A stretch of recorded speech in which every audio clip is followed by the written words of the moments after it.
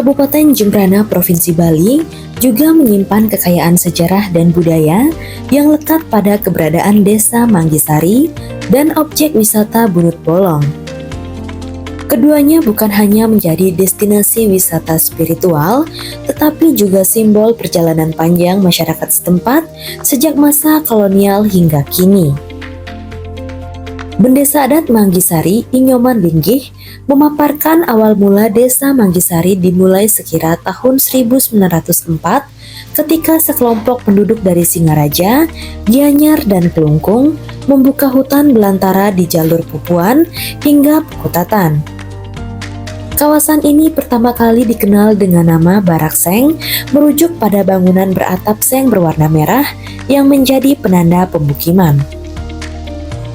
Setelah melewati berbagai tantangan, termasuk hama dan wabah malaria, warga kemudian melakukan ritual di pohon lateng bercabang 3 yang dianggap suci.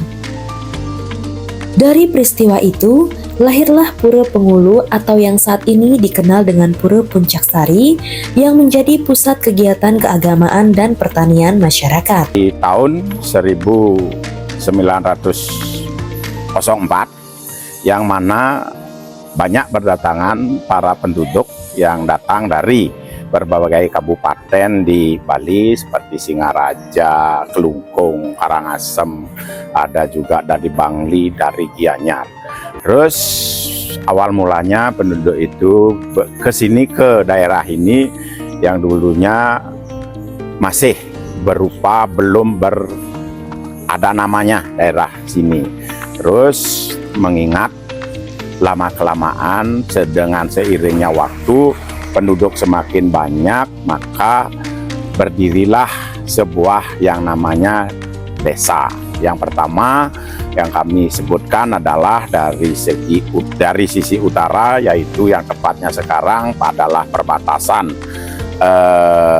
antara Kabupaten Jembrana dan Buleleng. Di sana pintu masuk dari yang sekarang yang namanya Desa Manggisari. Kalau dulu Desa Manggisari ini belum dinamakan Manggisari, yang pertama adalah yang namanya adalah Barak Seng. Di perbatasan itu ada yang namanya Pura Pengulu. Lanjut sekira tahun 1918, di masa penjajahan Belanda, di wilayah ini terdapat pohon bunut besar pada jalur Pupuan Pukutatan yang berupaya dilubangi untuk membuka akses jalan. Atas pekerjaan Rodi itu, hingga menelan korban hingga 75 jiwa yang kemudian dimakamkan di jurang selatan pohon. Sejak itu, pohon tersebut dikenal sebagai Bunut Bolong atau Bunut Berlubang dan menjadi pintu masuk ke Banjar Bunut Bolong. Pada tahun 1918, dengan narasumber yang sangat akurat yang masih hidup sampai sekarang yang bernama Inengah Jenar, dan beliau itu menjelaskan kepada saya selaku Tetua Desa Adat sekarang ini bahwa pada tahun itu mulailah pada zaman itu masih zaman penjajahan Belanda. Terus karena akses jalan di sini belum ada gitu, dan di tepi utara dan selatan, di tepi utara Bunut Bolong sekarang ini adalah berupa tebing dan di sebelah selatan jurang. Untuk itu akses masuk ke lalu lalang di daerah sini tidak bisa. Satu-satunya akses yang bisa untuk dilalui adalah melubangi pohon bunut tersebut. Terus didatangkanlah para pekerja yang katanya konon masih dalam pekerja tahanan para Belanda, warga jajahan yang mana dipaksa untuk bekerja rodi untuk melubangi pohon ini. Terus mengingat karena pohon ini sangat disakralkan pada waktu itu, maka para pekerja yang melubangi tempat kayu ini banyak yang meninggal dunia. Seingat narasumber kami, sampai ada 75 orang yang meninggal melubangi kayu ini. Terus dengan seiringnya waktu maka berhasillah di bawah di kayu ini bisa berjalan sebuah kendaraan yang berlaku sampai sekarang. Jalan terlintas di bawah pohon bunut yang diberi nama sampai sekarang adalah kayu bunut bolong yang identik dengan sebutan bunut bolong. Ini yang paling terpenting begitu untuk diketahui oleh para umat yang akan melintasi daerah tempat bunut bolong ini. Sangat betul sekali apabila ada iring-iringan pengantin, itu yang saya maksud membawa mobil itu dah. Terus yang menggotong jenazah itu sangat dilarang keras untuk memasuki lubang dari bunut bolong ini. Umpama ini sudah banyak yang membuktikan, ini tidak mitos, betul tidak mitos, sudah banyak yang terbukti bahwa kalau orang itu memaksakan kehendak, ini pernah terjadi karena orang tersebut tidak mempercayai dengan adanya keberadaan kesakralan bunut bolong ini, maka orang itu memaksa untuk masuk ke lubang dari bunut bolong ini.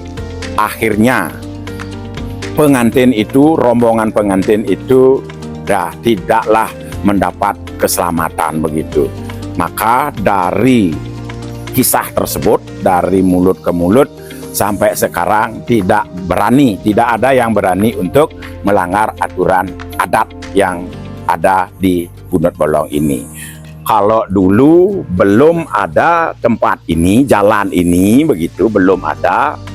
Kalau ada iring-iringan jenazah, yang mengotong jenazah sangat sempit di sini, maka kalau dulunya pakai bade, kalau dulu pakai bade kan tinggi, maka jenazahnya saja diturunkan dulu, baru kalau belum masih ada jalan setapak aja di sini, jenazahnya tidak masuk lubang bunut. Nah, setelah dilewati oleh badenya lewat ke utara, baru dinaikkan lagi kalau warga sini itu. Kalau pengantin juga begitu, pakai mobil. Kalau dulunya ini belum ada jalan bisa dilintasi mobil, maka pengantinnya, khusus pengantinnya diturunkan dan berjalan kaki, jalan setapak menuju ke arah yang dituju, baik ke selatan maupun ke utara. Terus untuk di sekitar bunut bolong ini juga banyak tempat yang amat bersejarah bagi desa Manggisari, khususnya di bunut bolong ini.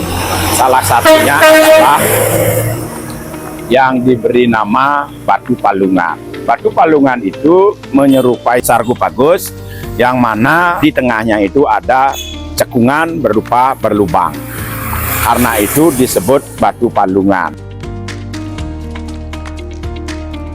Disinilah yang dinamakan adanya destinasi Batu Palungan ya, yang dimaksud di Desa Manggisari, Kecamatan Kutatan, Kabupaten Jemberana, Provinsi Bali.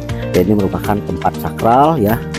Batunya di sini dikenal saat ini sebagai sarkofagus ya, berbentuk seperti palungan. Kalau di Bali itu batu yang cekung begini. Kalau dulunya tradisinya biasanya Batu Palungan itu yang dimaksud adalah tempat makan ternak begitu ya. Nah, sehingga disinilah yang sering dimanfaatkan sekarang.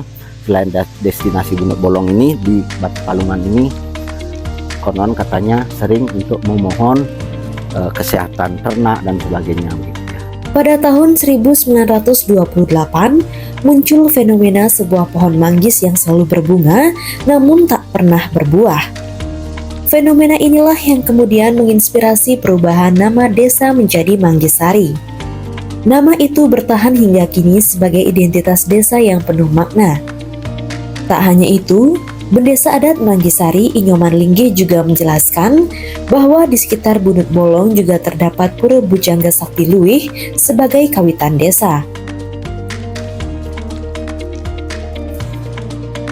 Ini batu ini ini adalah cikal bakal dari Pura Bujangga Sakti Luwih ini. Menurut tetua kami, leluhur kami, ini tanahnya kan udah disteril, tidak mengalami erosi lagi, tidak hanyut lagi tanahnya, udah dipermanenkan, kanan kirinya sudah diberi beton. Kata leluhur kami, waktu ditemukan batu ini tidak sebesar sekarang, jauh lebih kecil katanya dari yang sekarang ini. Terus itu cikal bakal pura ini, disinilah ide Sugro Pekulun Mangdeteng Keni Cakrabawa, ide Pedanda Sakti Wawurawa pernah duduk bersila bertapa di atas batu ini, sehingga beliau meletakkan prasasti di tempat ini. Maka sampai sekarang ini diperluas pelebarannya, dibangun pura yang namanya sampai sekarang Pura Bujangga Sakti Luwih. Ingat, ini bukan Pura Sorong, ini adalah Pura Sungsungan Dangyang Dwi Cendre, ide Pedanda Sakti Wawurawa. Di sisi lain, juga terdapat Pura Taman Beji yang ditemukan tahun 1938 sebagai tempat melukat dan penyucian pratima. Bunut Bolong adalah saksi bisu bagi sejarah identitas desa Manggisari yang sekaligus merupakan peninggalan dari sebuah peradaban yang harus tetap dilestarikan.